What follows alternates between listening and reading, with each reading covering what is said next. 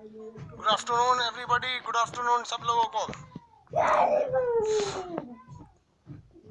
सब लोग लाइव आ गए। चैट बड़ी तेजी से करता है।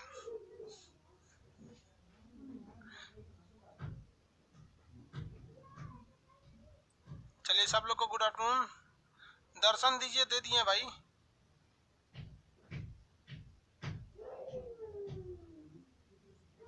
मैप का किसी किसी का पीडीएफ नहीं खुल रहा है। कल क्लास नहीं चला था। पीडीएफ एक बार चेक कर लीजिए। तो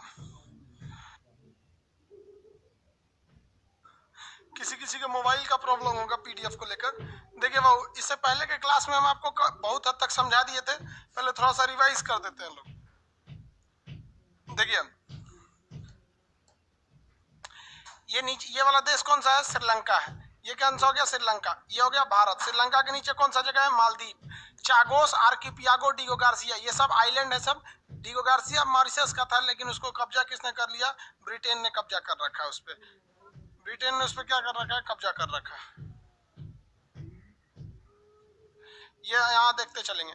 ये आपका कौन सा जगह है? मालदीव है यहाँ पर। ये श्रीलंका हो जाएगा, इंडिया, और ये यहाँ पे पाकिस्तान है। ये देखिए ये पाकिस्तान। सीपीसी इधर से सड़क निकलेगी। अफगानिस्तान पूरी तरह से कैसा कैसा एरिया था? पहाड़ी क्षेत्र है अफगानिस्तान। अफगानिस्तान की राजधानी क्या है? काबुल। अफगानिस्तान की राजधानी क्या है? काबुल है। कंधार उसका सबसे बड़ा शहर है। कंधार उसका अफगानिस्तान का। बताइए बामियान में किसकी मूर्ति थी? फटाफट बताएंगे लोग। बामियान में किस भगवान की मूर्ति थी? आंसर दीजिए। बामियान में किस भगवान की मूर्ति थी? भगवान बुद्ध की। महात्मा बुद्ध की मूर्ति थी बामियान में। बामियान में मूर्ति को तालिबान के आतंकवादियों ने क्या कर दिया था? तोड़ दिया था। समझा दिए थे यहाँ तक में। पाकिस्तान में ग्वादर बंदरगाह, कराची बंदरगाह, कई सारे बंदरगाह भी थे। महात्मा बुद्ध की मूर्ति थी। Mahatma Buddha, very good. महात्मा बुद्ध की मूर्ति थी। आगे बढ़े।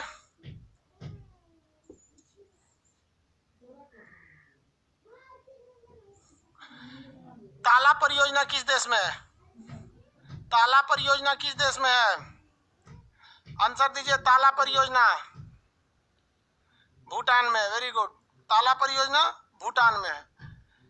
यहाँ देखिए आप आगे समझाते हैं आप लोगों को। ताला परियोजना भूटान में है। चूखा दोगाछू ये सब कहाँ पर है? भूटान। भूटान में। काला पर्वत भूटान में। काला पर्वत भूटान में स्थित है। Black mountain Bhutan. Land of Thunderbolt Bhutan. Land of Thunderbolt Bhutan. Bhutan की सुरक्षा की जिम्मेदारी किसकी है? भारत की है। डोकालाम किसका जमीन था? भूटान का था। उसे चाइना हड़पना चाहता था, किसने बचा दिया? भारत ने उसे बचाया। अब इसके आगे देखिए, यहाँ एक देश है जिसका नाम है बांग्लादेश। ये कौन देश है? बांग्लादेश। ये बांग्लादेश है। बांग्लादेश जो है पहले इसका नाम पूर्वी पाकिस्तान था। बांग्लादेश का पुराना नाम क्या था? पूर्वी पाकिस्तान। आप अगर इसको देखिए तो जब भारत का विभाजन हुआ तो ये एरिया दे दिया गया था पाकिस्तान को।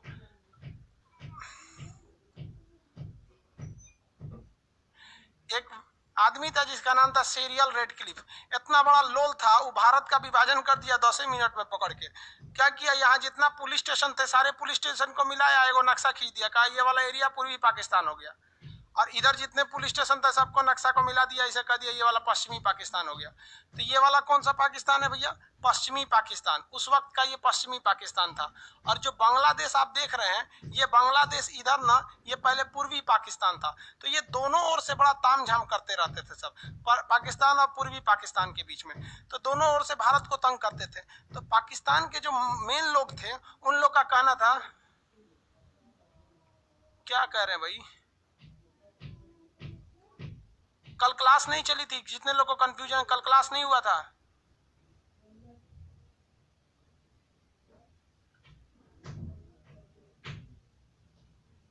श्री हरि श्रीवास्तव, इनका पीडीएफ क्या इनवैलिड बता रहा है? पीडीएफ इनवैलिड बता रहा है क्या? अगर इनवैलिड बता रहा होगा तो चेक कर लेंगे। अलग या इनवैलिड तो बताना नहीं चाहिए, किसी किसी के मोबाइल में बता सकता है। ये वाला जो एरिया है ये बांग्लादेश। तो पहले इसका नाम था पूर्वी पाकिस्तान। समझते चलिए। इधर पहले सार्क वाला आज कंप्लीट कर लेंगे हम लोग सार्क के बारे में, क्योंकि नेपाल बता ही दिए हैं। हिमालय बस बचा हुआ है नेपाल में। तो जब हिमालय अलग से पढ़ाएंगे तो नेपाल बताएंगे। तो ये जो एरिया देख रहे हैं, ये एरिया इस एरिया में अगर आप देखेंगे तो ये पूर्वी पाकिस्तान था, यहाँ मुस्लिम ज्यादा थे और ये भी मुस्लिम ज्यादा थे, लेकिन इन दोनों में एक अलग कंफ्यूजन था। इन लोगों को लगता था, पश्चिमी पाकिस्तान वालों को, कि ये अच्छे हैं, ये ज्यादा श्रेष्ठ माने जाते हैं, यानी इनको बहुत अपने आप को बहादुर और पढ़ा लिखा समझते थे। और ये वाले लोग खुद इन वाले लोगों को ये लोग अनपढ़ समझते थे, पूर्वी पाकिस्तान के लोगों को। तो पूर्वी पाकिस्तान वाले लोग काफी ज्यादा खफा रहते थे। इसी बीच क्या हुआ कि शेख मुजीबुर रहमान यहाँ से चुनाव जीत गए और चुनाव में इतना ज्यादा वोट मिला कि उनको पश्चिमी पाकिस्तान वालों से भी ज्यादा वोट मिल गया।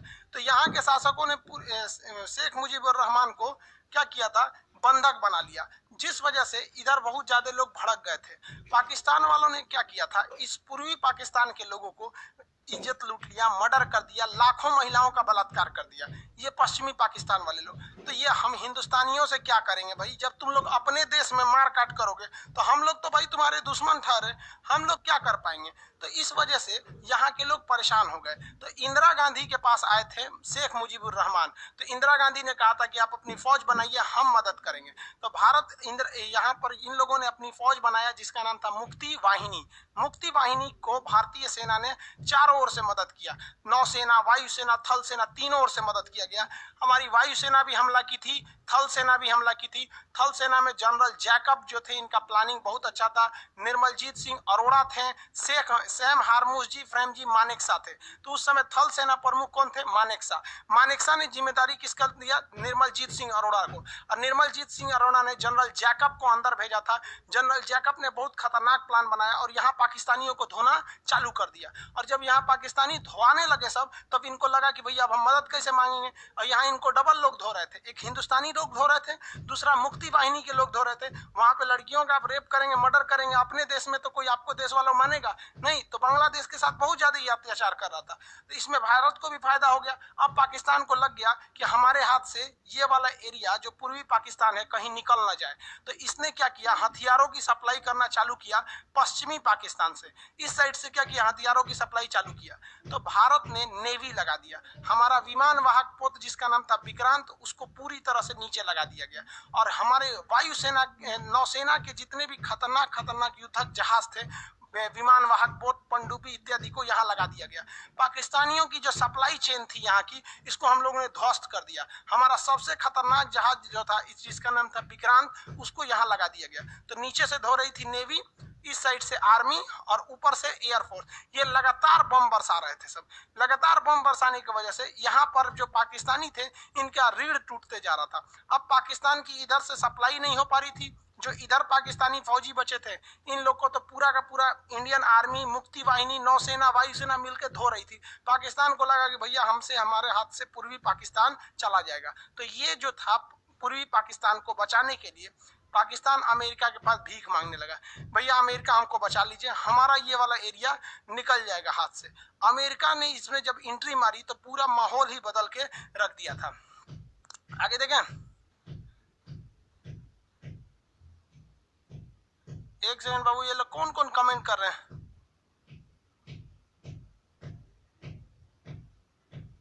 अजब हाल है भाई। मुकेश कुमार गुप्ता जी, सर जी हम भी आपकी तरह पढ़ाना चाहते हैं, बीएड किए हैं, अब नॉलेज रखिए, आप भी पढ़ा लीजिएगा। अब ये सब चीज आप यहाँ कमेंट करके पढ़िएगा, मजबूरी में फिर कमेंट ऑफ करना पड़ेगा। इसमें एंट्री मार दिया कौन, अमेरिका। और अमेरिका की एंट्री मारते बवाल हो गया बहुत भीषण, क्योंकि अमेरिका जैसे एंट्री किया तो अमेरिका की एंट्री करने के बाद कारण रूस की भी एंट्री फिक्स हो गई, क्योंकि रूस को हम लोग बचाए थे। याद कीजिए कि जब अमेरिका श्रीलंका में हम्बनटोटा बंदरगाह ले रहा था, तो रूस ने भारत को कहा था कि अमेरिका को कैसे भी भगा दो। अब यहाँ पे एंट्री हो गई किसकी, अमेरिका की। अमेरिका ने यहाँ से अपने जहाजों को भेजना चालू कर दिया। इन जहाजों के ग्रुप का नाम था 7th फ्लीट, 7वां बेड़ा। इनमें 30-40 तो पानी वाली जहाजें थी और हमारा एक अकेला विक्रांत कैसे टक्कर लेता इन 30-40 जहाजों से। अब यहाँ से कौन सा बेड़ा आ गया, 7वां बेड़ा आ गया। इंदिरा गांधी की हालत खराब, क्योंकि 7वां बेड़ा अगर पहुंच जाता तो वो परमाणु बम लेके आ रहा था। तब इंदिरा गांधी ने कहा बोला, रूस में खबर किया कि भैया हम आपको बचाए थे ना, इसी का आज हमको खामियाजा भुगतना पड़ रहा है कि अमेरिका से हमारी सीधी दुश्मनी हो गई है, अमेरिका मारने आ रहा है, प्लीज हमको बचा लीजिए। तो रूस ने क्या कहा, कोई दिक्कत नहीं, हम भी यहाँ से जहाजों का ग्रुप भेज देते हैं। तो इसने भी जहाजों का ग्रुप भेज दिया, उसका नाम था 40वां बेड़ा, 40th फ्लीट। 40th फ्लीट, इसमें उससे भी खतरनाक जहाज थे। और चूंकि रूस हमसे ज्यादा करीब है, यहाँ 40वां बेड़ा ने आके अपनी सारी जहाजों को लगा दिया।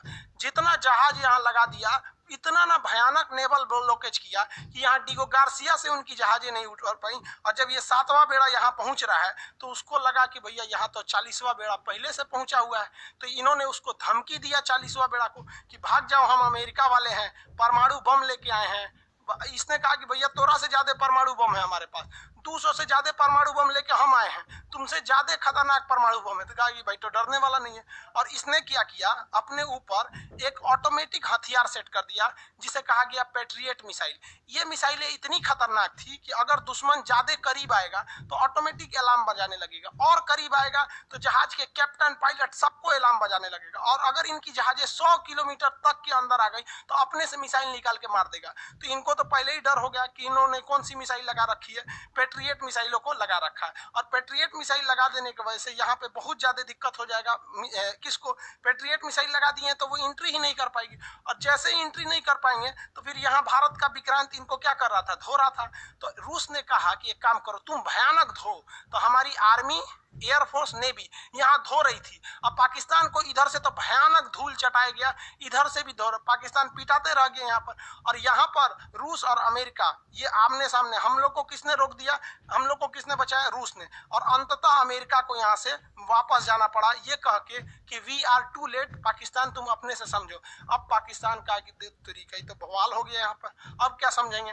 तब पाकिस्तान ने लगा कि अब हमसे हाथ से ये पूर्वी पाकिस्तान चला जाएगा। तो पाकिस्तान ने सोचा भारत को दूसरे जगह पे घेर लेते हैं।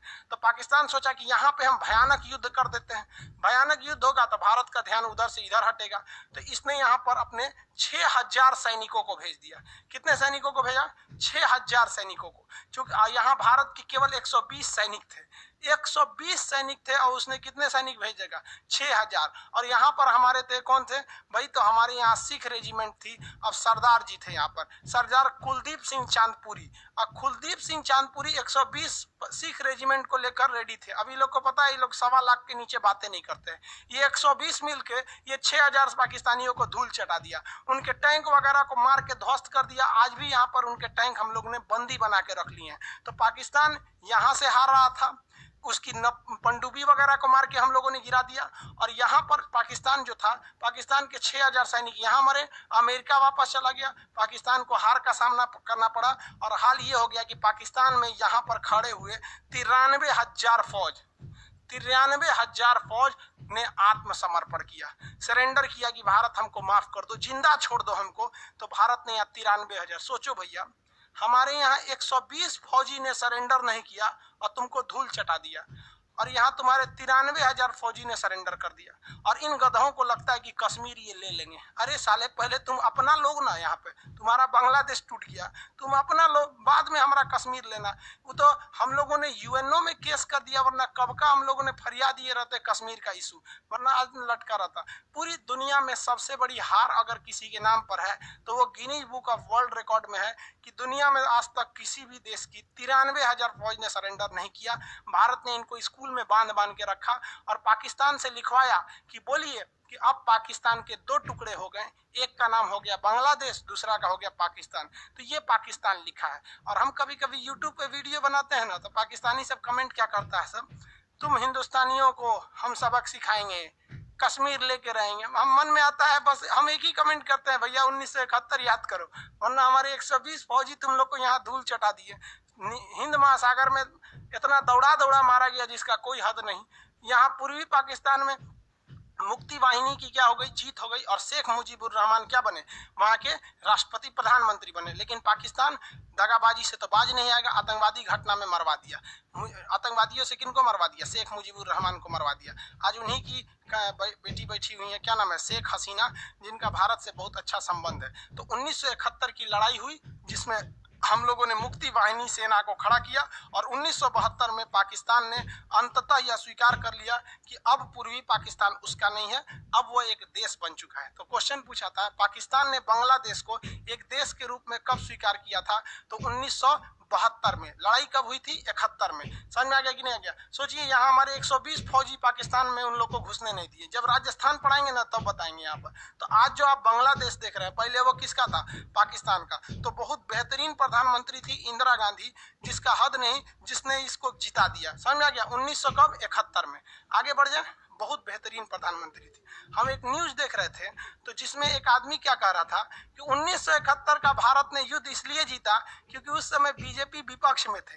अरे भैया, बीजेपी का गठन हुआ था 1980 में, उससे 9 साल पहले ये घटना हो चुकी थी। देखिए, कांग्रेस में सबसे बेहतरीन प्रधानमंत्री अगर कोई था तो इंदिरा गांधी थी।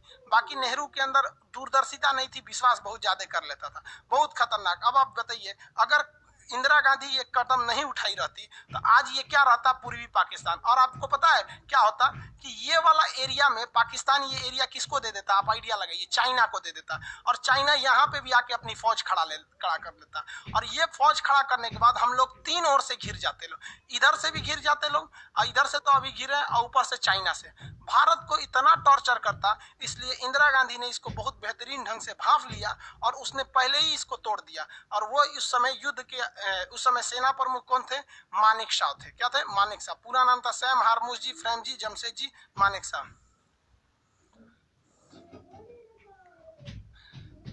अब ये कौन है भैया? श्री हरि श्रीवास्तव। आपको ब्लॉक कर देते हैं, जाइए, आप कमेंट नहीं कर पाएंगे। एक ही कमेंट को आप 40 बार कर देते हैं, ब्लॉक हो गया। एक कमेंट को आप 200 बार करेंगे, पीडीएफ नहीं खुल रहा, आपके मोबाइल का प्रॉब्लम होगा, नहीं तो यहां से हम चेक कर लेंगे। ये समझ में आ गया? तो बांग्लादेश का पुराना नाम बताइए? पूर्वी पाकिस्तान। बांग्लादेश का पुराना नाम पूर्वी पाकिस्तान। अभी यहाँ प्रधानमंत्री कौन है? शेख हसीना है। ये एक मुस्लिम कंट्री है, यहाँ जनसंख्या बहुत ज्यादा है, जनसंख्या के मामले में बहुत भयानक हो गया है। ये बांग्लादेश आज पाकिस्तान से भी क्या है? आगे है, इसमें कोई शक नहीं। लेकिन बांग्लादेश में आपसे क्वेश्चन जो पूछेगा उसको ध्यान से रखना है। बांग्लादेश जो है, यहाँ पर हम लोग का इससे बहुत अच्छा रिलेशन है और इसको बना के रिलेशन रखने लायक है, क्योंकि चाइना यहाँ एंट्री करना चाहता है। चाइना यहीं पर क्या करना चाहता है? एंट्री कर लेगा। अगर वो चाइना एंट्री कर लेगा तो दिक्कत हो जाएगा, क्योंकि नेपाल को पता ही है कि ओली साहब घूम रहे हैं चाइना के इशारे पर। और यहाँ पर जो एरिया देख रहे हैं, ये चिकन नेक, ये चिकन नेक बहुत जरूरी है भैया। ये बहुत पतला एरिया है, लगभग 33 किलोमीटर का। इतना पतला एरिया है कि अगर यहाँ पर चाइना आ जाए, जरा देखिए, यहाँ पर चाइना की फौज आ जाए ये एरिया में, और यहाँ पर बांग्लादेश अपना एरिया चाइना को दे दे, तो बहुत 1 घंटा लगेगा इस एरिया को काट देने में। और जैसे ये एरिया कट जाएगा, हमारा ये वाले राज्य क्या हो जाएंगे? अलग थलग पड़ जाएंगे। इसलिए इस पतले रास्ता को हम लोग सिलीगुड़ी कॉरिडोर या चिकन नेक कहते हैं। ये जब इंडिया पढ़ाएंगे तब बताएंगे। इसलिए बांग्लादेश से भारत का संबंध रहना जरूरी है, और अभी अच्छा संबंध भी है बांग्लादेश से। हालांकि बांग्लादेश शरणार्थियों को लेकर हम लोगों ने एनआरसी लाया था। एनआरसी में ये कहा गया था शुरुआत में कि जो लोग एनआरसी लिस्ट में नहीं आएंगे उन लोग को बांग्लादेश लौटा दिया जाएगा। लेकिन मोदी जी ने बांग्लादेश को स्पष्ट कर दिया कि किसी को लौटाया नहीं जाएगा। इसलिए अब वो शरणार्थी भारत में ही रहने वाले हैं। पॉलिटी के क्लास में आपको एनआरसी का टोटल चीजें पढ़ा दिया गया है। अब बांग्लादेश में 3 शहर बहुत महत्वपूर्ण है। बांग्लादेश का एक शहर जिसका नाम है चटगांव, वो नीचे इसका बंदरगाह है। बांग्लादेश का सबसे बड़ा बंदरगाह का नाम पूछेगा तो क्या कहेंगे? चटगांव बंदरगाह। बांग्लादेश का सबसे बड़ा बंदरगाह का नाम क्या है? चटगांव बंदरगाह। समझ में आ गया कि नहीं आ गया?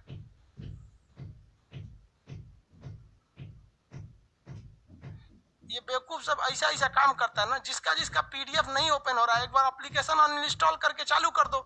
यहाँ आके एक एक को हम बताएंगे। आपका मोबाइल पुराना वर्जन का है, क्या चीज है? आप लोग ऑनलाइन होशियार लड़का सबके लिए होता है, एक से एक बेवकूफ आता है। यहाँ लिखते जा रहा है सर, कमेंटे बंद कर देंगे। अगले बैच से आएंगे ना, कमेंट बंद कर देंगे, चुपचाप पढ़िएगा, चल जाइएगा। बेवकूफ नहीं सोचता है, सब नहीं हो रहा है तो फिर किसी दूसरे जो मोबाइल का होशियार है उससे कुछ पता कर लें। अमित कुमार, सर पड़ोसी में हमारा इंडोनेशिया आएगा कि नहीं? ये अभी जब हम आपको समुद्र पढ़ाएंगे तब बताएंगे।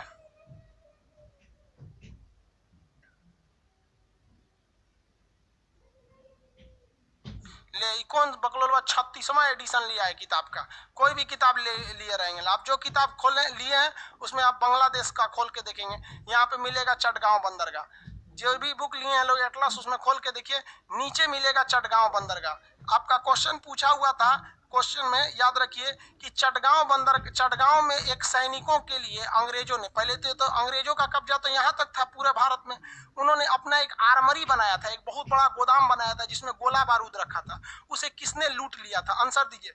चटगांव शस्त्रागार यानी चटगांव की जो आर्मरी थी उसे किसने लूट लिया था? आंसर दीजिए। चटगांव शस्त्रागार किसने लूट लिया था? आंसर जल्दी। चटगांव शस्त्रागार लूटने वाला, आंसर दीजिए।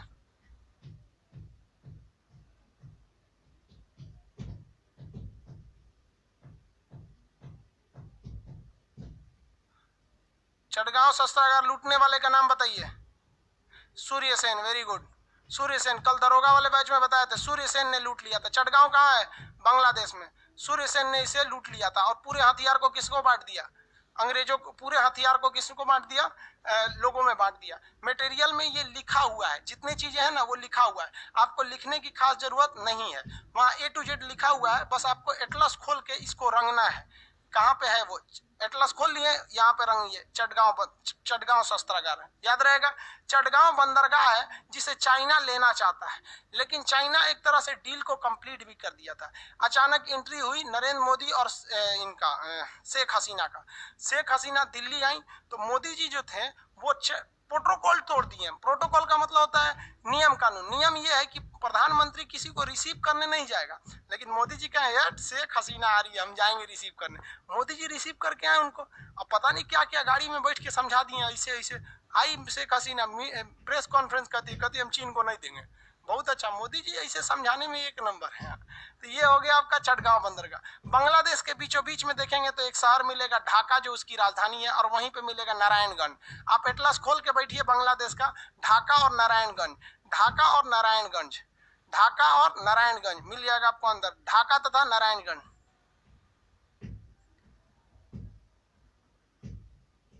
ढाका और नारायणगंज मिल गया। जल्दी जल्दी ढूंढिए, जिनको नहीं मिल रहा है बांग्लादेश का नक्शा खोलिए। आपको पता होना चाहिए कि हम कहाँ पढ़ाने वाले हैं। अब बांग्लादेश के बाद म्यांमार पढ़ाएंगे। ये ढाका, ढाका बांग्लादेश की क्या है? राजधानी है। यहाँ जूट बहुत ज्यादा मिलता है। जूट समझते हैं ना, बोरा, जो ठंडी के दिन में जानवरों को ओढ़ा दिया जाता है बोरा, वो जूट के कपड़े यहाँ पे बहुत ज्यादा बनते हैं, जूट का। तो जूट का सबसे बड़ा मंडी जो है वो नारायणगंज में है। बांग्लादेश की राजधानी ढाका के करीब है। तो बांग्लादेश में बस 3 शहर याद रखेंगे, नारायणगंज जूट के लिए, ढाका राजधानी के लिए है, और चटगांव बंदरगाह है जो चीन लेना चाहता था लेकिन अभी नहीं ले पाया। ये हमारे लिए बहुत जरूरी है। बांग्लादेश, बांग्लादेश से हमारी सबसे लंबी सीमा लगती है। हमारी सबसे लंबी सीमा किससे लगती है? बांग्लादेश से। हालांकि अगर बांग्लादेश से देखेंगे तो 3 विवाद है भारत का। क्वेश्चन आपको जब इंडिया पढ़ाएंगे ना, तो जब बंगाल पढ़ाएंगे, वेस्ट बंगाल, तो वहां बताएंगे पश्चिम बंगाल और बांग्लादेश के बीच 3-3 विवाद चलते हैं, जो हमेशा क्वेश्चन आता है। एक न्यू मूरे द्वीप को लेकर विवाद चलता है, दूसरा 3 बीघा कॉरिडोर को लेकर विवाद चलता है, और तीसरा जो विवाद चलता है वो तीस्ता नदी को लेकर चलता है। तो ये बांग्लादेश जब पढ़ाएंगे ना, तो बांग्लादेश में हम आपको इस चीज को बताएंगे। अभी इसको बस याद रखेंगे, पूर्वी पाकिस्तान, ये समझ में आ गया। पूर्वी पाकिस्तान का नाम क्या हो गया? अब बांग्लादेश हो गया। हमसे इसका काफी अच्छा संबंध है। चिकन नेक किसके किसके बीच में है? तो भारत और बांग्लादेश के बीच का एक पतला रास्ता क्या कहलाता है? चिकन नेक कहलाता है। ये देश कौन सा हो गया? भूटान। और ये वाला कौन सा हो गया? नेपाल। बताइए, अब सार्क में कितने देश थे? सार्क में 8 देश। नीचे में कौन सा होगा? मालदीव, श्रीलंका, भारत, पाकिस्तान, नेपाल, भूटान, भारत, पाकिस्तान, अफगानिस्तान, नेपाल, भूटान, बांग्लादेश। अब हम आंसर पूछते हैं आपसे, क्वेश्चन पूछते हैं, फटाफट आंसर दीजिएगा। बामियान किस देश में? आंसर चाहिए तुरंत। बामियान किस देश में? आंसर, बामियान किस देश में है? रुपेश कुमार जी, सर आप 9वां संस्करण ले लीजिए, ठीक है बाबू। बामियान किस देश में है? वेरी गुड, AF मतलब अफगानिस्तान। बामियान अफगानिस्तान में। आप बताएंगे फटाफट। ग्वादर बंदरगाह किस देश में है? ग्वादर बंदरगाह, ग्वादर बंदरगाह, ग्वादर ग्वादर ग्वादर बंदरगाह पाकिस्तान, वेरी गुड। ग्वादर बंदरगाह पाकिस्तान। चटगांव, चटगांव का, चटगांव कहाँ पे? Bangladesh, very good, Bangladesh. चटगांव बांग्लादेश। चाइनवा देखिए क्या सोच रहा था, ओकरा ही समझ में नहीं आता कि यहाँ मोदी बैठल है।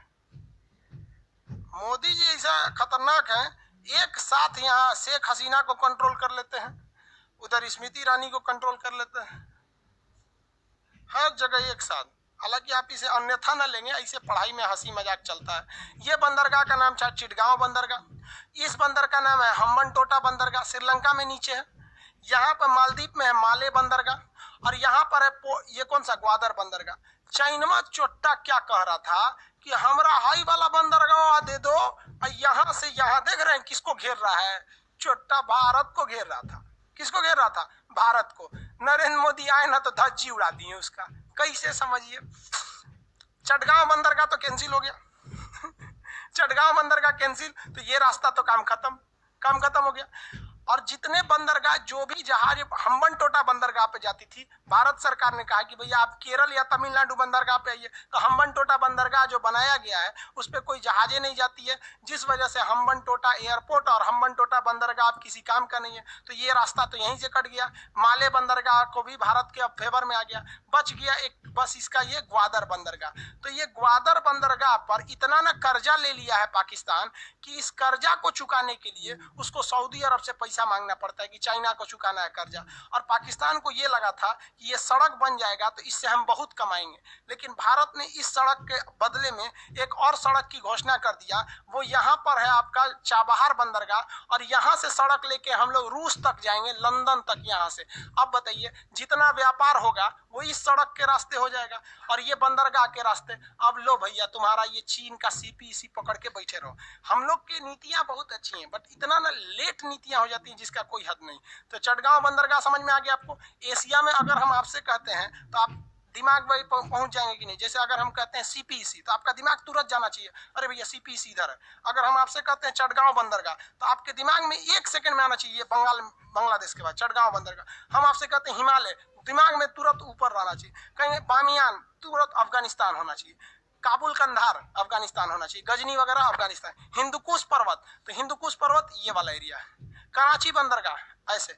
अब तो ऐसा नहीं होगा कराची बंदरगाह कहाँ है, इधर तो नहीं है, ऐसा बेवकूफी तो नहीं करेंगे ना। समझ में आ रहा है आपको? किसी को कोई दिक्कत नहीं? I want PDF in English, you should wait for 10 days।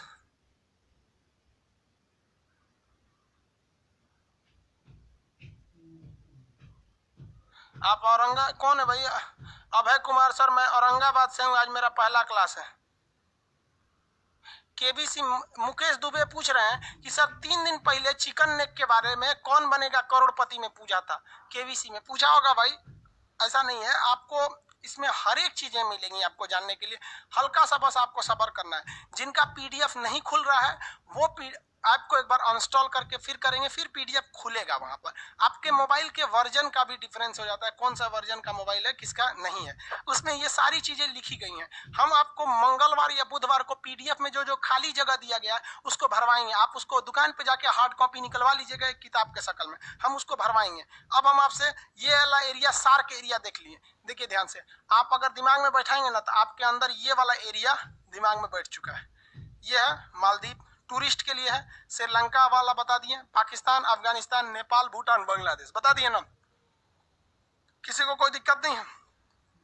ASEAN में एंट्री मारे, ये एरिया बता दिए ना एशिया का। आपके दिमाग में एशिया के एरिया, आसियान में एंट्री कर दें, जल्दी जल्दी बताएंगे। सिलीगुड़ी, अरे वही है सिलीगुड़ी। इंडिया आएंगे तब ना पढ़ाएंगे जी। विपुल कुमार, भोजपुरी में पीडीएफ। आप लोग मजाक करेंगे वो बंद कर देंगे।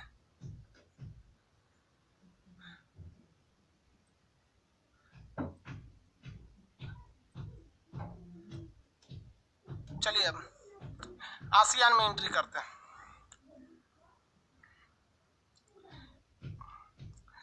भारत सरकार जो है ना एक जगह गलती कर रही है हल्का सा। कहां पे गलती कर रही है? तो म्यांमार के साइड में। चलिए समझाते हैं। यहाँ आप शांति से समझिए आप लोग म्यांमार को। ये देश कौन सा है? म्यांमार है। म्यांमार जो है वो इंडिया को कनेक्ट कर देता है इस एरिया से।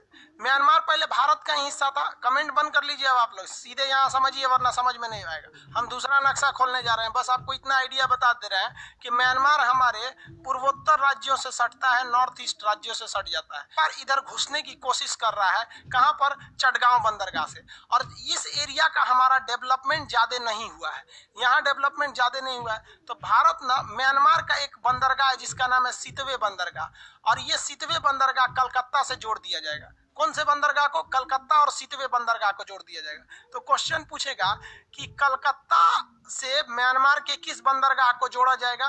तो सितवे बंदरगाह को जोड़ा जाएगा। याद रखेंगे बंदरगाह का नाम सितवे बंदरगाह। और इसके बाद इसमें एक नदी आएगी, उस नदी पर बोट चलाया जाएगा, उस नदी का नाम है कालादान नदी। क्या नाम है? कालादान नदी। और कालादान नदी के बाद फिर इसे सड़क पर लाके इस एरिया से जोड़ दिया जाएगा। तो हमारा जो एरिया है बेहतरीन ढंग से जुड़ जाएगा इस एरिया से। आप कहेंगे कि भाई गवर्नमेंट तो पगला गई है, काहे पगला गई है? तो भैया हम यहाँ पानी वाली जहाज से आएंगे सितवे बंदरगाह तक, फिर उसके बाद नाव से जाएंगे हम लोग कालादान नदी पर, फिर सड़क से जाएंगे हम लोग कहां पर?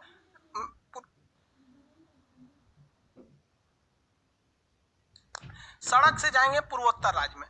इस छोटे से प्रोजेक्ट में 3 जगह रास्ता बदलना है। एक कलकत्ता बंदरगाह से समुद्र, सितवे बंदरगाह से पानी, और उसके बाद आपका सड़क। इसलिए इसे मल्टी मॉडल प्रोजेक्ट कहा जाता है कालादान। इससे होगा क्या? चाइना को भारत की कमजोरी पता है कि भारत की कमजोरी है ये चिकन ने, काट देंगे तो यहाँ जाएगा कैसे, काट देंगे तो जाएगा कैसे। इसलिए भारत ने एक सड़क ले जा रहा है बांग्लादेश के रास्ते कि अगर हमारा चिकन ने कट जाएगा तो हम बांग्लादेश के रास्ते यहाँ सेना पहुंचा सकते हैं।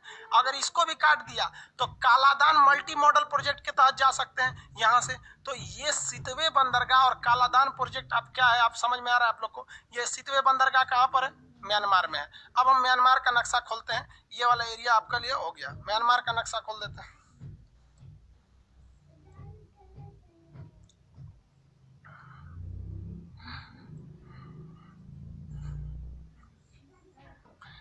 ये म्यांमार है। म्यांमार का पुराना नाम बता सकते हैं? म्यांमार का पुराना नाम जल्दी जल्दी बताइए तो। म्यांमार का पुराना नाम?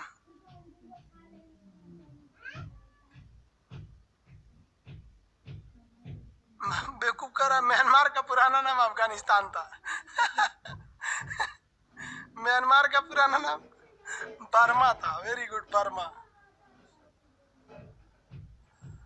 म्यांमार का पुराना नाम अफगानिस्तान नहीं था, बर्मा था। बैटरी चेंज कर दीजिएगा इसका।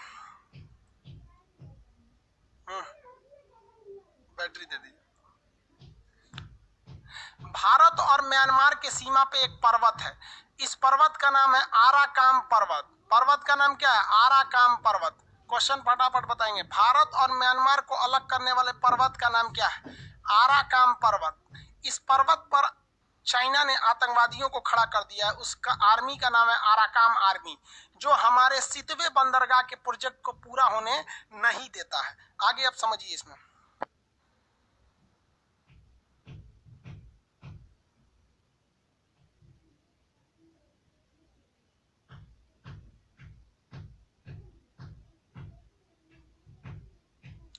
बाबू यूपीएससी में पूछा था कि भारत के जो नॉर्थ ईस्ट के स्टेट हैं, खास करके असम, नागालैंड, ये लोग डेवलप क्यों नहीं करते हैं? तो एक्चुअली इन लोग का डेवलप कब करेंगे? जब आप इसे इंटरनेशनल चीज से जोड़ेंगे। तो ये इधर का एरिया आपको भारत दिख रहा है, यहाँ तक तो किसी को दिक्कत नहीं है, भारत का ये वाला एरिया दिख रहा है। अब चाइना डेवलप करना नहीं चाहता है क्योंकि उनको पता है कि अगर हम कालादान प्रोजेक्ट लेते आते हैं और यहाँ से इसमें ले जाएंगे तो ये एरिया बहुत डेवलप हो जाएगा। इसलिए चाइना यहाँ क्या खड़ा कर दिया? Arakan army.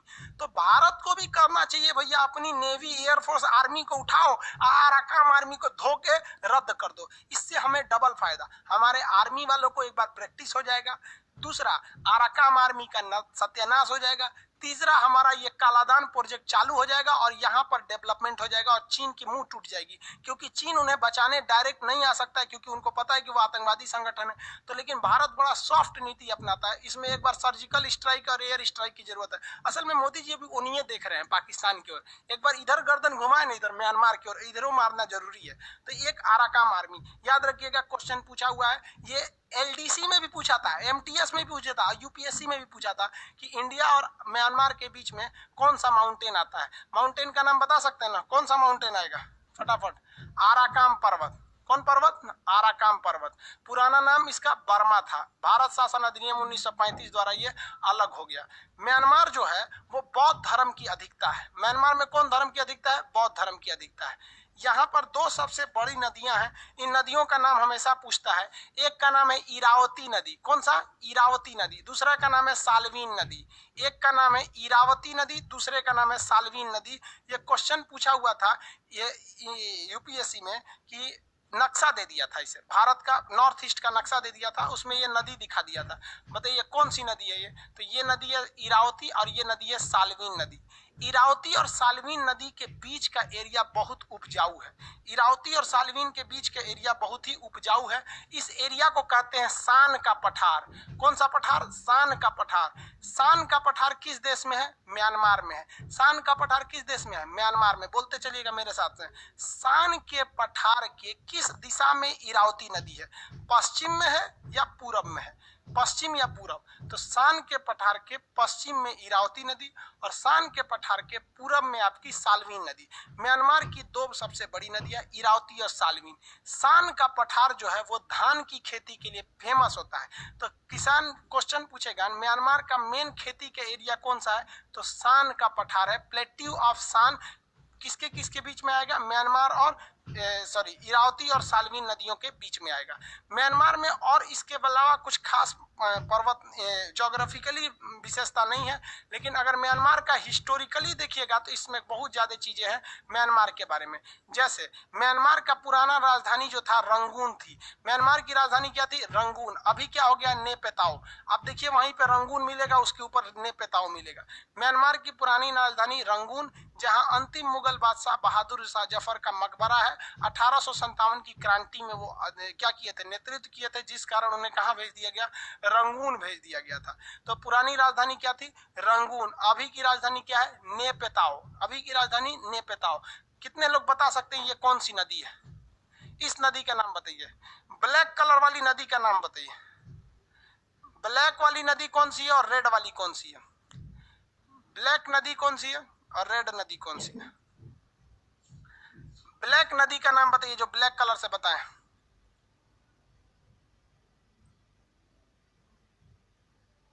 ब्लैक कलर से इरावती। रेड कलर से कौन सा है? रेड कलर वाली बताइए तो। ब्लैक वाली तो इरावती है, वेरी गुड। रेड कलर वाली साल्वीन, वेरी गुड, साल्वीन। चलिए साल्वीन। हम इसमें दो गोला बनाए हैं। देखिए एक रेड कलर का गोला है, बताइए ये कौन सा एरिया है? एक रेड कलर का गोला है और एक ब्लैक कलर का गोला है। रेड वाला गोला क्या है?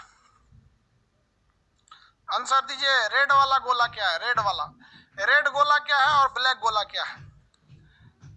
रेड वाला सर साल्वीन है। भाई साल्वीन थोड़ी है, रेड वाली नदी ना साल्वीन है। रेड वाला गोला सान का पठार, वेरी गुड, सान का पठार। और ब्लैक वाला क्या है? रंगून। ब्लैक वाला क्या है? रंगून। ब्लैक वाला एरिया है रंगून। पुरानी राजधानी क्या थी? रंगून। आप गाना सुने ना, मेरे पिया गए रंगून, वहां से किया है टेलीफोन की तेरी याद सताती है। समझ में? पहले रंगून लोग जाते थे घूमने वगैरह, आप लोग अच्छा से समझते होंगे। लेकिन हम लोग शुरुआत से ही हमारी परंपरा क्या रही है? वसुधैव कुटुंबकम। लेकिन अगर कोई हमारी संस्कृति का फायदा उठाकर अगर हमको लतियाने की कोशिश करे तो हम लोग याद रखेंगे हम वही हिंदुस्तानी है जिन्होंने महाभारत करा दिया था। हम वही हिंदुस्तानी है जो लंका में आग लगा दिए थे। तो केवल हम वसुधैव कुटुंबकम नहीं जानते हैं। नेहरू ने कुछ अच्छाइयाँ भी किया तो नेहरू के पीठ पर कुछ लोगों ने छुरा भी भोंक दिया। भारत का म्यांमार से बहुत अच्छा संबंध था। तो ये है हमारा म्यांमार। म्यांमार ने भारत से कहा कि आप हमको एक ठो आइलैंड दे दीजिए। तो भारत का यहाँ पर अगर देखेंगे तो ये आइलैंड है अंडमान निकोबार। गहराई से समझिएगा इस चीज को, कैसे हमारे साथ धोखा किया गया। तो भारत ने ऊपर में एक बंदर द्वीप था जिसका नाम, आइलैंड का नाम था कोको आइलैंड। क्या नाम था? COCO। ये कोको आइलैंड कहाँ है? तो अंडमान के ऊपर है और म्यांमार के नीचे है। क्वेश्चन कहेगा म्यांमार और अंडमान के बीच में कौन सा आइलैंड है? कोको आइलैंड है। जबकि नीचे में एक और आइलैंड है जिसका नाम है कोकोस। तो हम कोकोस की बात नहीं कर रहे हैं, हम बात कर रहे हैं कोको आइलैंड की। किसकी बात कर रहे हैं? कोको आइलैंड की। तो म्यांमार और अंडमान के बीच में आइलैंड का नाम क्या है? Cocoa island. तो म्यांमार ने कहा भारत से कि ये आइलैंड हमें दे दीजिए क्योंकि हिस्टोरिकली इस पर हमारा अधिकार है, लेकिन उस पर भारतीय सेना का कब्जा था। तो जवाहरलाल नेहरू ने इसे एक गिफ्ट की तौर पे दे दिया कि भाई हमारे पास इतने ज्यादा द्वीप है, एक छोटा सा द्वीप है, रियली में दे दिएगा तो देने से ज्यादा तकलीफ नहीं है। तकलीफ साला ये हरामी अब पैदा किया है। कैसे पैदा किया है कि यहाँ सेना का शासन हो गया और ये चोट्टा उठा ना तो ये वाला द्वीपों किसको दे दिया? चाइना को दे दिया। कि चाइना, यहाँ चाइना को दे दिया, वो भाड़ा पे दे दिया, और चाइना ने यहाँ पर अपना ट्रांसमीटर और रडार लगा दिया है। ट्रांसमीटर और क्या लगा दिया? रडार लगा दिया। इससे दिक्कत क्या है कि भारत का ये जो अब्दुल कलाम द्वीप है, यहाँ मिसाइलों का परीक्षण होता है, और यहाँ आपका सतीश धवन जो है यहाँ पर प्रक्षेपण केंद्र है, श्रीहरिकोटा, यहाँ से रॉकेट का परीक्षण होता है। ये चोट्टा यहीं से दोनों को नजर रख सकता है। तो आप बताइए, इसमें नेहरू ने तो ये सोच के दिया कि हमसे रिश्ते अच्छे हो जाएंगे, खामखा में अभी देश आजाद हुआ है, विवाद में क्या फंसे। लेकिन इस हरामी की ना गलती है कि नौटंकी किया है, और भारत के प्रधानमंत्री लोगों की भी गलती रहती है। चाहे वो नेहरू ने गलती कर दिया तो एक प्रधानमंत्री गलती करेगा तो दूसरा सुधार भी तो सकता है। इंदिरा गांधी जब एक देश अलग करा सकती है तो इंदिरा गांधी सुतल थी कि ये कोको द्वीप ले ले। हालांकि इस वक्त इंदिरा गांधी के समय ये चाइना को नहीं दिया था, लेकिन मनमोहन सिंह के समय चाइना को दे दिया। मनमोहन सिंह हाथ पे हाथ रख के चले गए। मोदी जी का भी ये वो कार्यकाल हाथ पे हाथ रख के निकल गया, और ये भी निकलेगा, क्योंकि मोदी जी तो इसको कभी सीरियस ले ही नहीं रहे। मोदी जी को भी कहना चाहिए कि भैया देखो म्यांमार, हमने तुमको, हमारे जो जवाहरलाल नेहरू प्रधानमंत्री थे, हमने तुमको गिफ्ट दिया था, तो ये बात सही है, हम तुमको गिफ्ट आज भी देते हैं, लेकिन हमारे शत्रु देश को तुम यहाँ बचाओगे, ले आओगे तो हम ये गिफ्ट वापस ले लेंगे। तो आप डिसाइड करो भैया कि तुम ये म्यांमार, तुम चाइना को वापस भगाओगे कि हम द्वीप ले ले। तो इस पे म्यांमार चोट्टा साला कुछ बोलेगा नहीं, तो भारत को कुछ नहीं करना चाहिए। भारत को वैज्ञानिक मुंबई में बैठे हैं सब भाभा एटॉमिक रिसर्च सेंटर पे, इन वैज्ञानिकों को कहना चाहिए कि भैया तुम एगो नया परमाणु बम लाओ और तुम यहाँ पर अंडमान निकोबार में छोड़ दो। हम उस पे नहीं छोड़ेंगे, अपने यहाँ एकदम ऊपरा वाले पोर्शन पे छोड़ेंगे। इतना भयानक फटेगा कि सुनामी आ जाएगा। हमारे लिए ये एरिया तनी सा डूबेगा, उसका पूरा डूब जाएगा। हम तो डूबे सनम, तुम्हें भी ले डूबेंगे। समझ में आ गया? कभी कभी पैर बुरी तरह फंस जाता है ना तो काट के निकाल दिया जाता है। शरीर में कैंसर नहीं रखना चाहिए, ये हमारे लिए कैंसर बन के आया। या तो चाइना को भगाओ, नहीं तो साले हम तुमको बर्बाद कर देंगे। तो जब तक हमारे देश में एग्रेसिव नहीं रहेगा तो नहीं हो सकता है। समस्या इस बात का है कि आज कोई मीडिया वाला साला हरामी ये सवाल पूछने वाला नहीं है मोदी जी से, या उनको ये सलाह देने वाला नहीं है कि मोदी जी आप म्यांमार को भगा दिए, वहां से आप चाइना को भगा दीजिए। हम रियली कहते हैं कि हमें म्यांमार से कोई दुश्मनी नहीं है, हम वसुधैव कुटुंबकम के मानने वाले हैं। हम आज भी ये कहते हैं कि तुम वहां रहो, बल्कि खुशहाल रहो, भगवान से दुआ करते हैं। लेकिन तुम साले वहां हमारे दुश्मन को क्यों लिए? हमारी तो संस्कृति थी, हमने अपना परिचय दिया कि तुम मांगे हम तुमको दे दिए। तुम्हारी यही संस्कृति है, तुम हमारे दुश्मन को ले आती है। कोई दिक्कत नहीं, हमारी ये भी संस्कृति है कि हम बदला भी लेते हैं और ये लिया जाएगा। इस बात को लिख के रखिए कि कहीं आपको सौभाग्य प्राप्त हुआ कि भारत के आप प्रधानमंत्री बनिएगा तो हमारे लिए ये गुरु दक्षिणा समझ जाइएगा कि आप इसको लेकर आइएगा, और तब हम समझेंगे कि हमारा शिक्षक बनना इस जीवन में सफल हो गया, कि हमारा कोई विद्यार्थी प्रधानमंत्री बना। और आंख में आंख डाल के AK-47 दिखा के लेके आना है कि साले या तो वहां से चाइना से भगाओ, नहीं तो हम तोरा बर्बाद कर देंगे यहाँ पे। तब सब ये समझेंगे। सब ये गलती हो रही है लेकिन कोई समझाने वाला नहीं है। हम सब लोग तो भक्ति में लगे हुए हैं। भाई देश जा रहा है, आप इसको समझिए ना। मीडिया वाले सालों को क्या मतलब बनता है? उधर एगो अंजना बैठी है, एगो रूबिका बैठी है, सबको कोई मतलब ही नहीं है। समझ आ रहा है कि नहीं सर? लड़के लेंगे एकदम, कैसे नहीं लड़के लेंगे यहाँ पर हम लोग। क्या देखो भाई, जिनको करना चाहिए वो ना करेंगे। भाई हम तो शिक्षक है ना, हम ज्यादा बोलेंगे यूट्यूब पे तो कहेगा सबकी, रे तुम मोदी विरोधी हो गया। हम मोदी विरोधी हैं? हम तो भारत को बढ़ाने के लिए बात कर रहे हैं, इसमें विरोधी की बात कौन सी है? हाँ? और अपने देश की बात करना विरोध कहलाता है, तो समझ जाओ कि हम विरोधी हैं। आगे समझ। इसीलिए ये सब बात हम यूट्यूब पे नहीं बोल सकते। यूट्यूब पे बोलेंगे ना तुरंत बवाल हो जाएगा। ये समझ में आ गया? अंडमान निकोबार समझ में गया? संकल्प लीजिए आप लोग भी कि यदि आपको सौभाग्य प्राप्त हुआ भारत के प्रधानमंत्री या सलाहकार बनने का तो इसे लेकर आएंगे। ये संकल्प हर हिंदुस्तानी के सीने में रहना चाहिए कि हम लेकर आएंगे यहाँ पर। समझ में आ गया कि नहीं आ गया? और लेकर आइए वहां पर भव्य, और वहां वहां बनाइए ना, आपको जो मनाना है बनाइए, वहां राम मंदिर बनाइए, कृष्ण मंदिर बनाइए, आपको मस्जिद बनाना है, जो गिरजाघर बनाना है, जो बनाइए, हमारा देश है, आप उसको लाइए। हमारा मकसद क्या है कि बस तुम हम देख रहे हैं कितना सीक्रेट जगह दिया है, यहाँ से हमारे दो चीजों पे कब्जा कर लिया, कितना बेहतरीन लगेगा वहां पर। टूरिस्ट प्लेस बना दीजिए, सोचा सब लोग वहां घूमने जाएंगे और हमें अपनी बहादुरी की याद रहेगी, छोटा तुम चाइना को दिया था, देख हम वहां आते हैं वहां बनाने के लिए। समझ में आया कि नहीं? जो मन वहां बनाइए, म्यूजियम बनाइए, मंदिर मस्जिद बनाइए, सब बना दीजिए यहाँ पर, लेकिन कम से कम जो देश की जमीन भूली गई है आप उसको सुधारिए, आगे बढ़िए। समझ में आ गया कि नहीं? म्यांमार समझ में आ गया? म्यांमार का पुराना नाम क्या था? बर्मा। भारत शासन अधिनियम 1935 द्वारा ये अलग हो गया। इसकी पुरानी राजधानी रंगून थी, अभी की राजधानी नेपेताओ है। भारत और म्यांमार की सीमा पर एक पर्वत है, इस पर्वत का नाम है आराकान पर्वत। इस पर्वत के पास यहाँ पर एक राज्य है जिसका नाम है रखाइन। यहीं के लोग एक आतंकवादी संगठन बना लिए जिसका नाम है आराकान आर्मी है, जिसको फंडिंग चाइना देता है और ये हमारे बंदरगाह प्लान को रोकता है। यहाँ हमारा कालादान मल्टी मॉडल प्रोजेक्ट है, यहाँ से यहाँ हम लाएंगे किससे लाएंगे? सितवे बंदरगाह तक जहाज लाएंगे, फिर पानी वाली जहाज जाएगी और पानी वाली जहाज जाने के बाद फिर यहाँ से यहाँ हमारा सड़क जाएगा। इसलिए इसे हम लोग क्या कहते हैं? मल्टी मॉडल प्रोजेक्ट कहते हैं। कौन सा प्रोजेक्ट कहेंगे? मल्टी मॉडल, ताकि तीन तीन चीजें हैं। इसको सबसे बड़ी बाधा कौन दे देता है? आराकान आर्मी दे देती है। समझ में आ गया कि नहीं आया? तो म्यांमार को भी समझ के रहना चाहिए। समझ में आ गया कि नहीं आ गया? किसी को दिक्कत?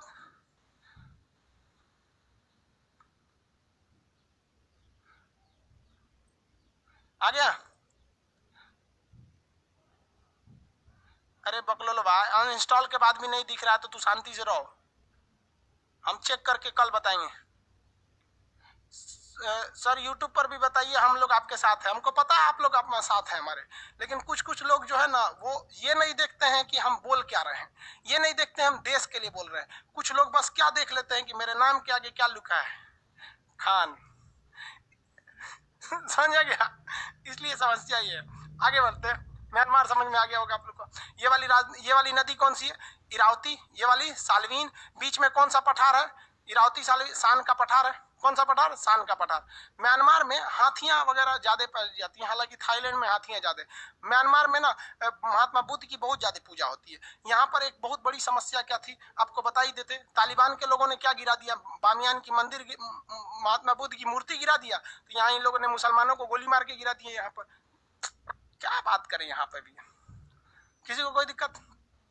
विराटू था जो यहाँ पर रोहिंग्या मुसलमानों को मारने वाला नेता का नाम था विराटू। विराटू उस समय का बहुत खतरनाक नेता था। ये 2014-15 की घटना है, अभी की नहीं है। समझा क्या? 16 की घटना, 15-16 की। आगे देखते हैं हम। सर आपने क्यों यूपीएससी सॉल्व नहीं किया? यूपीएससी का क्वेश्चन सॉल्व करा देंगे बाबू, अभी टाइम नहीं है। सीतुए प्रोजेक्ट इफेक्ट करेगा कोको की वजह से। देखिए बाबू, सीतुए प्रोजेक्ट को इफेक्टेड कर देगा कोको की वजह से। हम कोको वापस थोड़ी ले रहे हैं उससे, हम कह रहे हैं यहाँ से चाइना को वापस कर दो। ये कोई मतलब बनता है कि एक हाथ काट देगा नहीं तो दूसरा? ये कोई मतलब बनेगा? यहाँ पर सीधे में नहीं देगा, नहीं देगा। हमारा कोकोस उससे ज्यादा खतरनाक है। हम क्या कह रहे हैं कि भैया तुम कोकोस लो, तुम्हें मन है तो बोलो हम कोको वाले पर होटल बना देते हैं अपने पैसा से, बोलो हम बिजली घर बना देते हैं, हम हर एक सुख सुविधाएं दे देते हैं। हमने अफगानिस्तान को दिया कि नहीं दिया? क्या पैसा लिए? फ्री में बना के दिए हम लोग, हम इसको दे देंगे। लोग समझ में आ गया कि नहीं आ गया? लेकिन हमारा कहना है कि हमारे भारत माँ की जो जमीन है इसे कोई गिरवी नहीं रख सकता है हम लोग के आगे, छीन के लेके आएंगे हम लोग, कोई दिक्कत नहीं है। जिस तरह से चाणक्य ने चंद्रगुप्त मौर्य को पैदा किया और मतलब कहने का सेंस उसको राजा तक बनाया और उसे आगे ले जाएगा और उसके मदद से वो धनानंद के अत्याचार को खत्म किया। मेरा भी प्रण है कि हम पढ़ा के एक ना एक दिन तो ऐसा एक अपने लिए चंद्रगुप्त मौर्य खड़ा करेंगे और वह लेके आएगा हमारा कोकोज, और उस दिन हम समझेंगे कि भारत माँ का कर्ज हमने चुका दिया और मेरा जीवन सार्थक हो गया। आप टेंशन नहीं लीजिए, हम काम कर रहे हैं, हमारा नीति बहुत दूर तक है। यहाँ पर कोई ना कोई तो आएगा जो वापस लेकर आएगा। आगे वाला देश है जिसका नाम है थाईलैंड। ये वाला देश का नाम क्या है? थाईलैंड। थाईलैंड के बारे में समझते हैं। म्यांमार का पड़ोसी है थाईलैंड, बट चाइना से इसकी बॉर्डर नहीं लगते हैं। म्यांमार का बॉर्डर चाइना से नहीं लगता है। देखिए सॉरी, म्यांमार का लगता है, थाईलैंड का नहीं लगता है। ये पकड़ो भैया, देखो ये वाला जगह कौन सा है? थाईलैंड। दिख रहा है आप लोग को? जगह कौन है? थाईलैंड है। इसको कलर कर देते हैं, आप ही लोग में से लाइएगा भाई, मेरा सपना पूरा करिए। थाईलैंड जो है यहाँ पे हाथियां बहुत ज्यादा होती हैं, यहाँ कई हाथियां सफेद रंग की होती है। तो थाईलैंड को अक्सर क्वेश्चन पूछता है सफेद हाथियों का देश किसे कहते हैं? थाईलैंड को कहते हैं। थाईलैंड जो है ये डेवलप कंट्री है, ये टूरिस्ट के लिए यहाँ लोग ज्यादा जाते हैं। बैंकॉक टूरिस्ट, ये सब ये लोग यहाँ पर ज्यादा जाते हैं। यहाँ का कल्चर में टूरिस्ट ज्यादा है यहाँ पर थाईलैंड में। थाईलैंड जो है इलेक्ट्रॉनिक्स चीज को उत्पादन में बहुत ज्यादा है। थाईलैंड में एलईडी टीवी ना 2000 रुपए में टीवी मिल जाती है थाईलैंड में। समझ आ गया कि नहीं? ये देश कौन सा है आपका? थाईलैंड। थाईलैंड में बैंकॉक जो जगह है वो थाईलैंड की राजधानी है। बैंकॉक से थोड़ी दूरी पर एक जगह है जिसका नाम है फुगेट। फुगेट जो है टूरिस्ट प्लेस के लिए बहुत ज्यादा फेमस होता है, टूरिस्ट के लिए। तो ये आपका हो गया भैया, आपका कौन सा जगह? थाईलैंड। थाईलैंड जो है ये इलेक्ट्रॉनिक्स के लिए जाते हैं। अब भारत ने इसके इलेक्ट्रॉनिक्स पर बैन लगा दिया है, क्योंकि अगर ये इलेक्ट्रॉनिक की दुनिया में भारत में एंट्री मारेगा ना तो फिर भारत के इलेक्ट्रॉनिक बाजार क्या हो जाएंगे? बंद हो जाएंगे। इसकी अगर बाउंड्री देखेंगे तो इसकी बाउंड्री चाइना से नहीं लगती है। दिख रहा है आपको? चाइना से इसकी बाउंड्री नहीं लगेगी। ये चाइना है, इससे बाउंड्री इसकी नहीं लगती है थाईलैंड से। आगे बढ़े, क्या हो गया भाई?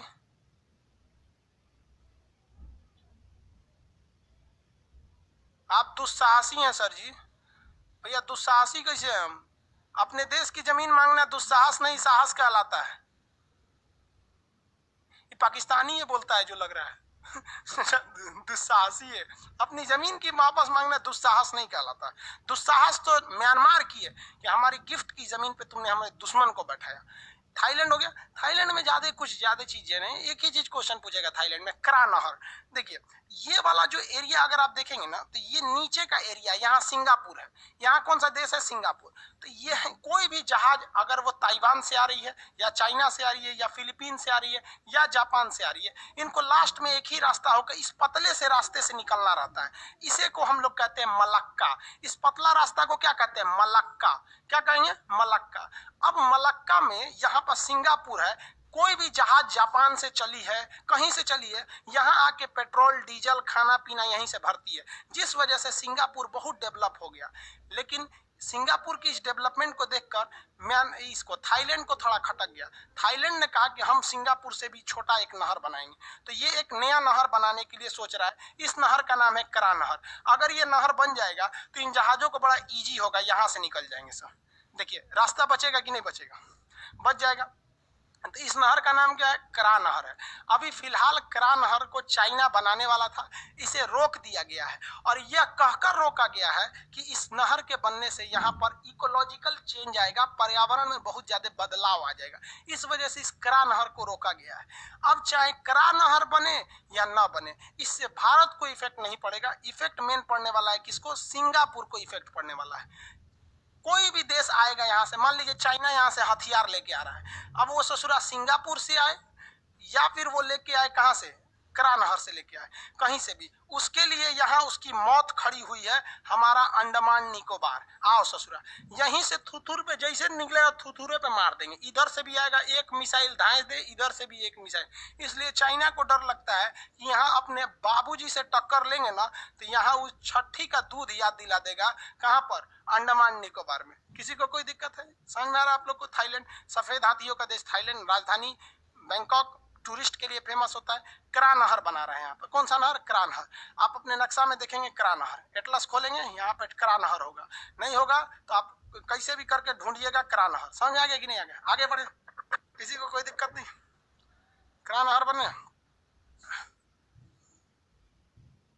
पटकाई बूम क्या है? वो इंडिया पढ़ाएंगे तब पढ़ाएंगे सर। आसियान में 11 कंट्री है। Timor list, Timor list ASEAN में शामिल नहीं है। आगे बताएंगे बाबू। यंगून लिखा है बुक में, वेरी अच्छा है बाबू। पहले रंगून नाम था, बाद में क्या हो गया? रंगून हो गया। अच्छा दूर संदीप कुमार जी, सर आप, हम दूरदर्शी बोले हैं, आप दुस्साहसी समझ गए हैं। वे सॉरी भाई वो दुस्साहसी बोल लिए, हमको तो ऐसा कमेंट दूर से ना, हमको लगा दुस्साहसी बोले। वो कहें कि सर आप बहुत दूरदर्शी हैं। हम पढ़ लिए दुस्साहसी, हम उसको बोल दिए पाकिस्तानी सॉरी भाई। और बुढ़ापा में आंख सब गड़बड़ हो जाता है। चलिए कोई बात नहीं, दूरदर्शी नहीं बाबू। देखो, हर व्यक्ति को अपने देश प्रेम होता है। हम बस एक ही चीज जानते हैं कि तुम पाकिस्तान वाले रहो या बांग्लादेश या चीन वाले, खुश रहो यार जहां भी रहो, लेकिन हमारे भारत को इज्जत की नजर से देखो। इज्जत की नजर से नहीं देख सकते हो ना, मत देखो, तुमसे उम्मीद नहीं रखते, लेकिन भारत के प्रति बुरा मत सोचो। हमारा बस यही सपना है। कभी हमको क्या मतलब बनता है चाइना तुम आगे चले जाओ, भाई पाकिस्तान तुम भी आगे चले जाओ, तुम भी खुशहाल रहो। हम लोग तो यही सिखाया गया बचपन से, वसुधैव कुटुंबकम, बांग्लादेश तुम भी खुश रहो। लेकिन इसका मतलब क्या हुआ, जो तुम खुश रहेगा तो हमको दुखी कर देगा, इसलिए तुम खुश मत रहो। आगे देखो, एक और चीज देखिए, भारत ने ना एक दिमाग लगाया। एक बात बताइए, क्रिकेट में कहा जाता है बैकफुट पर खेलने से अच्छा है फ्रंट फुट पर जाके छक्का मारिए, तगड़ा लगेगा। तो भारत सरकार ने कहा कि एक काम करते हैं, फ्रंट फुट पर खेलते हैं। तो फ्रंट फुट पे कैसे खेला जाएगा? तो मनमोहन सिंह जब प्रधानमंत्री थे, उस प्रोजेक्ट को अभी तक कंपनी को इस पे आगे बढ़ाना चाहिए। हालांकि मोदी जी आगे बढ़ रहे हैं, बट स्पीड थोड़ी सी धीमी है। हम लोग एक हाईवे बना रहे हैं, सड़क बना रहे हैं, और वो सड़क जानते हैं कहां तक जाने वाला है? सिंगापुर तक जाने वाला है। यहां से ये सड़क जाएगा ऐसे, ये देखिए सिंगापुर तक। ये ना हुआ फ्रंट फुट पर। युद्ध के समय में हमारे टैंक, हमारे तोप, जितने आर्मी के हथियार हैं, इसी हाईवे पर बैठकर चलो रे भैया, तो हम दूसरे दुनिया की सैर कराते हैं। और यहाँ टुकुर टुकुर देकर मार ससुरा थोड़ा इन्हें मार देंगे, और जो बचल कुचल इधर जाएगा उसको ही मार देगा सब। अब आप बताइए, इस प्रोजेक्ट को क्यों धीमा कर रहे हो भैया? इससे क्या होगा? युद्ध के समय में फायदा होगा, हमारा यहाँ सीमेंट उद्योग बढ़ेगा, रोजगार मिलेगा, पूर्वोत्तर भारत के लोग इधर सिंगापुर से जुड़ जाएंगे, डेवलपमेंट होगा। तो जो हमारे यहाँ व्यापार होता है, इतने देशों से व्यापार सीधे यहाँ होगा। ये वाला एरिया जो है, जो अति पिछड़ा भारत में आता है, ये अति पिछड़ा भारत का दिल्ली और मुंबई से ज्यादा डेवलप हो जाएगा। बताओ ना, दिल्ली में कौन देश से आता है व्यापार? नहीं ना आता है, इधर ही उधर से आता है। यहाँ देखिए ना, इतने देशों की कनेक्टिविटी हो जाएगी। तो हम हिंदुस्तानियों ने पूर्वोत्तर भारत वालों से माफी मांगते हैं, क्योंकि हमने आपको बर्बाद किया। पूर्वोत्तर भारत वालों के विकास में बाधा, उनको पिछड़ा रहने के लिए हमने मजबूर किया, क्योंकि हमारे पास एक मास्टर प्लान नहीं है। वहां संसद में आधा तो हम लोगों ने संसद में अनपढ़ों को भेज दिया है। क्या नियम बनाएगा? जो बकलोलों को पता नहीं है आसियान में कई गो देश, कहेगा सिंगापुर तो उन्हें खोजेगा सब, काबुल के पास। सिंगापुर इधर है क्या? सिंगापुर है, कौन सी डेवलप करेगा सब? समझ में आ रहा है कि नहीं आ रहा?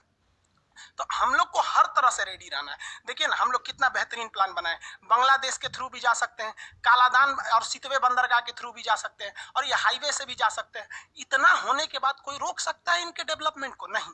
लेकिन अभी ना कालादान प्रोजेक्ट चालू है, ना सितवे चालू है, ना बांग्लादेश से चालू है, ना ये सड़क चालू है। और वो लोग भी शिक्षा के अभाव के कारण आवाज नहीं उठाते हैं। उनका कोई प्रतिनिधि भी नहीं है संसद में, उन लोग का शकल भी भारतीयों से नहीं मिलता है, नेपाली टाइप के लगते हैं। तो आधा तो हिंदुस्तानी समझता है कि विदेश का है, तब वो बोलता है विदेश के थोड़े, हम आसाम के हैं, अरुणाचल प्रदेश के। हद है भैया, अपने देश वालों को नहीं पहचानते। तो इसमें हम लोग को शर्म आती है। कोई बात नहीं भाई, एक ना एक दिन आएगा जब ये भी बदलेगा। तो ये समझ में आ गया थाईलैंड। आगे बढ़े, क्या बोलता है सर?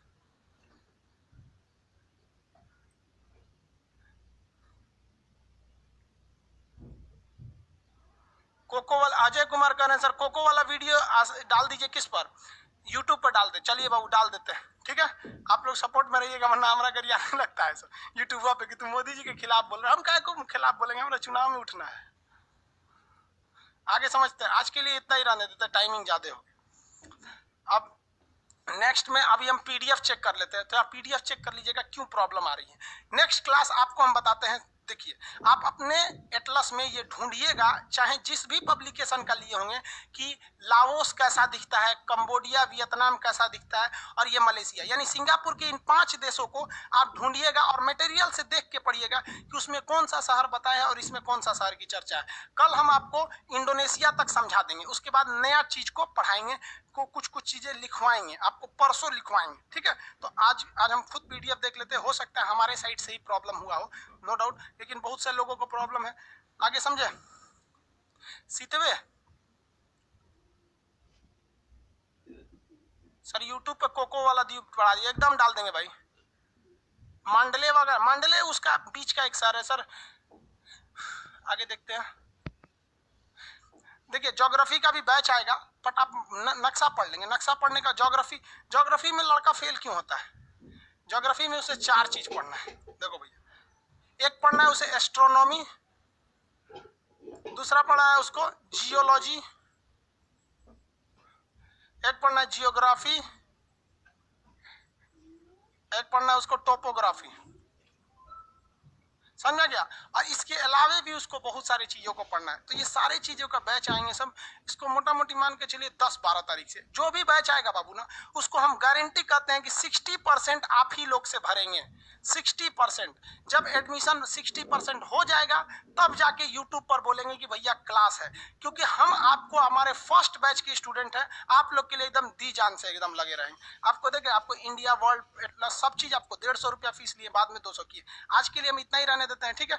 नेक्स्ट क्लास में हम लोग मिलेंगे, तब आगे बढ़ेंगे। आप एटलस ढूंढ के रखेंगे, अभी हम पीडीएफ चेक करते हैं क्या प्रॉब्लम है। समझ में आ गया? फिर कुछ कुछ वीडियो यूट्यूब पे बनाते हैं ताकि मोदी जी कुछ एग्रेसिव हो, अब भारत माँ का खोया हुआ सम्मान वापस लाए। अब मोदी जी कर सकते हैं, क्योंकि निकट भविष्य में हमको नहीं लगता है कि आने वाले 50 साल 20 साल तो कह सकते हैं कि इतना तगड़ा प्रधानमंत्री आएगा, लेकिन इनको जो है ना कि सदुपयोग किया जाए।